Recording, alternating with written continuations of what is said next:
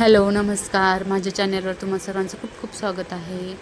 हे पाहू शकता आमच्या इकडचं म्हणजे वातावरण खूप भारी असतं. हे दररोजचं जरी पाहिलं ना तरी पण खूप भारी वाटतं. आणि मी आज तुम्हाला म्हणजे मी ट्राय केलेली सर्वात सोपी सांबरची रेसिपी तुमच्यासोबत शेअर करणार आहे. खूप म्हणजे खूप सोपी आणि एकदम परफेक्ट असं सांबर बनतं आपलं. चला तर मग पाहूया मी कसं बनवते ते.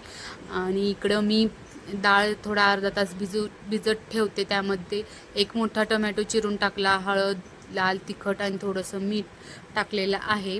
आणि हो, अजून माझ्या चॅनलला सबस्क्राईब केला नसेल तर प्लीज सबस्क्राईब करा. अशा छान छान रेसिपी तुम्हाला डेली पाहायला भेटतील. आणि एकदम सोप्या आणि साध्या रेसिपी असतात जे की कोणीही बनवू शकतं. आणि ते सर्व आता मी इन्ग्रेडियंट्स त्या डाळीमध्ये टाकलेले आहे. आणि आता हे आपण कुकरला लावून घेऊ. थोडंसं तेलही टाकलेलं आहे त्याच्यामध्ये.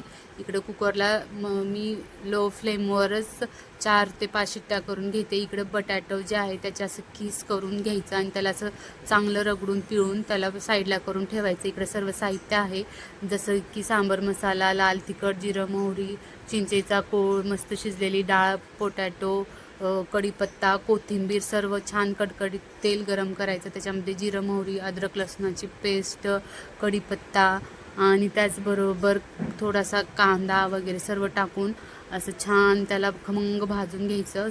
सांबरामध्ये काय असतं माहिती आहे का, डाळ फक्त लोण्याहूनही छान शिजली ना की सांबर आपोआपच टेस्टी लागतं. असं तर मला म्हणजे मी नेहमी बनवते त्याच्यामुळं जाणवलेलं आहे. म्हणून मला ही सर्वात सोपी रेसिपी वाटली की कमी भाज्यामध्येही सांबर इतकं टेस्टी बनतं. तुम्ही नक्की बनवून पहा, तुम्हाला ही रेसिपी नक्की आवडेल.